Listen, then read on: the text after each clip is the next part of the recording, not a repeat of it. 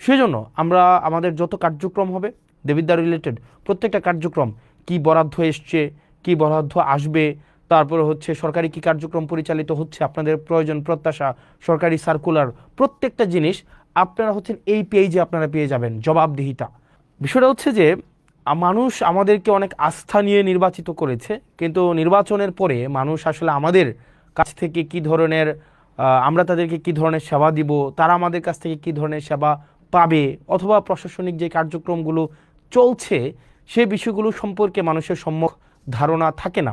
যেই লক্ষ্য উদ্দেশ্যে আমাদেরকে নির্বাচিত করেছে তাদের প্রত্যাশা এবং প্রাপ্তির মধ্যে যেন একটা আনুপাতিক আমরা সম্মিলন ঘটাতে পারি।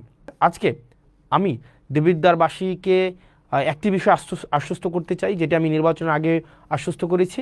দেবিদ্বারের কার্যক্রমের সব কিছুই আপনাদের সামনে স্বচ্ছতা, স্পষ্টতা এবং জবাবদিহিতার মাধ্যমে নিশ্চিত করা হবে।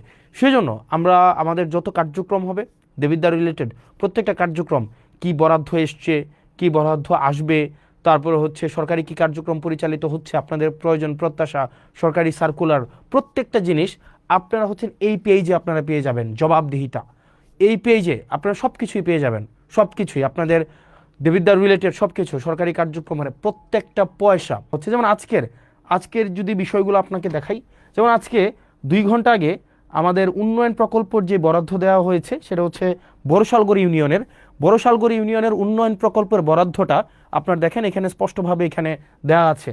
যেমন বড়শালগড়ি ইউনিয়নে, ইসুফপুর ইউনিয়নে এবং পাশে কিন্তু কয় টাকা এটাও কিন্তু দেয়া আছে।